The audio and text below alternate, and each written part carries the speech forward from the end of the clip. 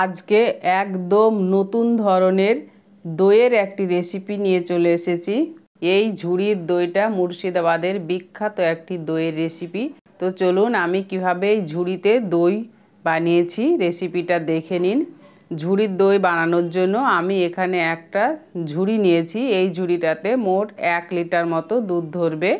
তো চলুন মূল রেসিপিতে যাওয়া যাক। প্রথমে আমি গ্যাসের ফ্লেমটা অন করে 500 গ্রামের করে 3 প্যাকেট দুধ দিয়ে দিলাম, মানে 1.5 কেজি লিকুইড দুধ দিলাম। আপনারা গরুর দুধও ব্যবহার করতে পারবেন। দুধ দেওয়ার পরে আমি গ্যাসের ফ্লেমটা বাড়িয়ে দুধটাকে জাল করে ঘন করে নেব। দেখুন দুধ ফুটে উঠেছে। এবার গ্যাসের ফ্লেমটা মিডিয়াম টু লোতে দিয়ে দুধটা ভালো করে জাল করে গাঢ় করে নিতে হবে। আর মাঝে মাঝে এইভাবে দুধটা নাড়াচাড়া করতে হবে। দেখুন দুধ জাল হয়ে অনেকটাই কমে গেছে আর সেই সাথে অনেকটা গাঢ় হয়ে গেছে। দই বসানোর জন্য দুধটা আমার প্রায় রেডি হয়ে এসেছে। এবার আমি এটাকে পাশে নামিয়ে রাখবো। নামিয়ে রেখে একটা সসপ্যান বসিয়ে দিলাম। সসপ্যানে ক্যারামেল তৈরি করব। ক্যারামেল তৈরি করার জন্য আমি 4 চামচ মতো চিনি দিলাম। আপনারা মিষ্টিটা নিজেদের পছন্দ অনুযায়ী দিয়ে নেবেন। দেখুন গ্যাসের ফ্লেমটা 0-তে রেখেছি। হাইতে দিলে ক্যারামেলটা পুড়ে তেতো হয়ে যাবে, তখন আর দইয়ের সঠিক স্বাদটা পাওয়া যাবে না। চিনিটা গলতে শুরু করবে, সেই সময় একটা চামচ দিয়ে নাড়াচাড়া করবেন। দেখবেন খুব সহজেই ক্যারামেল তৈরি হয়ে যাবে। দেখুন আমার ক্যারামেলটা পুরোপুরি রেডি হয়ে গেছে। এবার আমি গ্যাসের ফ্লেমটা অফ করে একটু ঠান্ডা করে নিচ্ছি। গরম অবস্থায় দুধ অনেকটা ফুটে উপচে পড়ে যেতে পারে, তাই একটু ঠান্ডা করার পরে আমি 2 কাপ মতো দুধ দিয়ে দিলাম। দিয়ে নাড়াচাড়া করে আমি ক্যারামেলটা ভালো করে দুধের সাথে গলিয়ে নেব।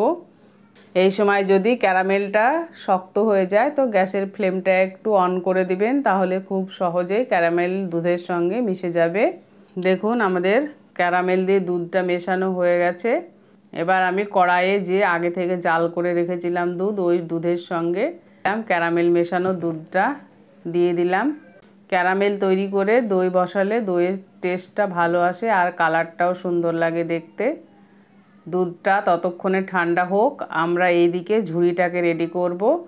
তার জন্য আমি 4 চামচ মতো ময়দা নিয়েছি। আপনারা এখানে আটাও নিতে পারেন। জল দিয়ে ময়দাটা একটু নরম করে মেখে নিব। নরম করে মাখলে ময়দাটা ঝুড়ির গায়ে ভালো মতো মাখানো যাবে। দেখুন ময়দাটা রেডি হয়ে গেছে। এবার আমি এই ময়দাটা ঝুড়িতে এইভাবে দিয়ে দিলাম। দিয়ে খুব ভালো করে ঝুড়িটায় মাখিয়ে নেব।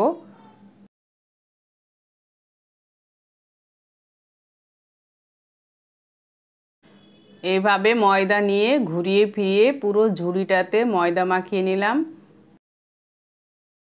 দেখুন আমার পুরো ঝুড়িটাতে ময়দা মাখানো হয়ে গেছে। এবার আমি বাকি যে ময়দাটুকু রেখেছিলাম সেটা শুকনো দিয়ে দিলাম।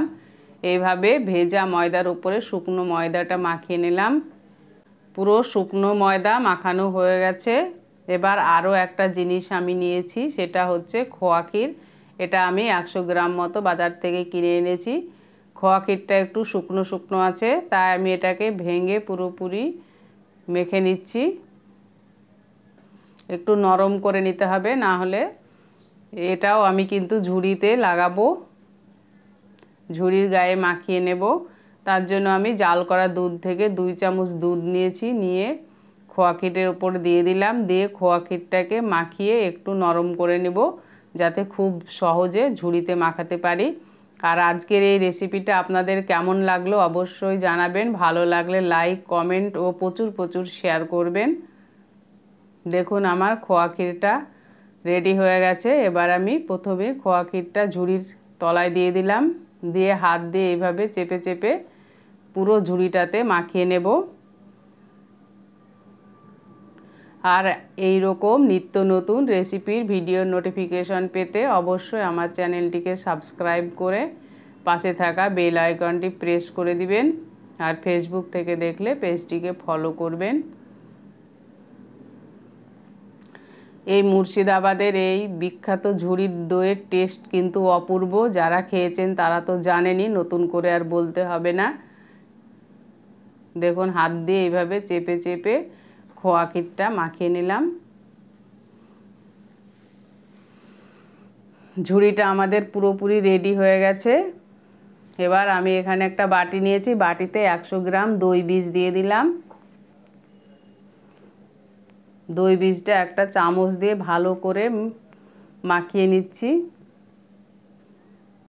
দুধটা যখন ঠান্ডা হয়ে আসবে তখন সেই দুধ আমি 2 চামচ দিয়ে দিলাম, দিয়ে ভালো করে দই বীজটাকে মিশিয়ে নিচ্ছি। দেখুন একদম মসৃণ মতো হয়ে গেছে। এবার আমি জাল করে রাখা দুধটা দিয়ে দিব। দুধটা ঠিক আঙ্গুল সহ্য হবে এই রকম গরম থাকবে। পুরোপুরি ঠান্ডা হলে আবার দই ভালো মতো বসবে না।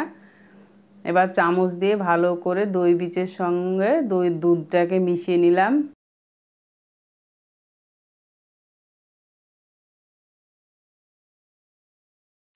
এইভাবে বারবার নাড়াচাড়া করলে দুধের মধ্যে যে বাবুল আসবে এটার জন্য দইটা খুব ভালো মতো বসে যাবে। এবার আমি ঝুড়িতে দুধটা খুব সাবধানে আস্তে করে ঢেলে দিলাম।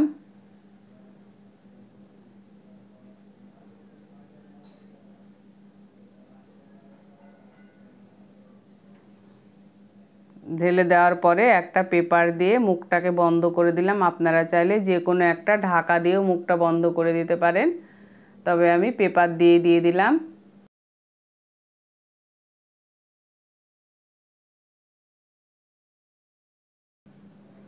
মুখটা বন্ধ করে দিয়েছি। এবার আমি একটা কাপড়ে জড়িয়ে এটাকে আমি ওভারনাইটের জন্য রেখে দেব। ঠিক এইভাবে মুড়িয়ে গরম জায়গায় সারা রাত্রির জন্য রেখে দিলাম। তাহলে পরের দিন সকালবেলাতে বাকি অংশটুকু দেখাবো। চলুন তাহলে দেখে নিই দই কেমন বসেছে, দইটা কেমন জমেছে দেখুন।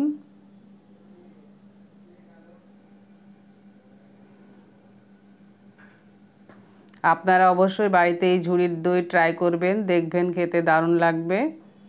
দেখুন দইটা দেখেই বোঝা যাচ্ছে কতটা পারফেক্টলি জমেছে। এইভাবে উবুড় করে দিলেও দেখুন হাতে থেকে যাচ্ছে।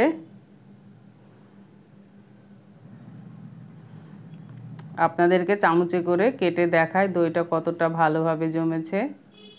দেখুন কতটা জমাট বেঁধেছে। আজ তাহলে এই পর্যন্তই, দেখা হবে পরের রেসিপিতে। Thank you.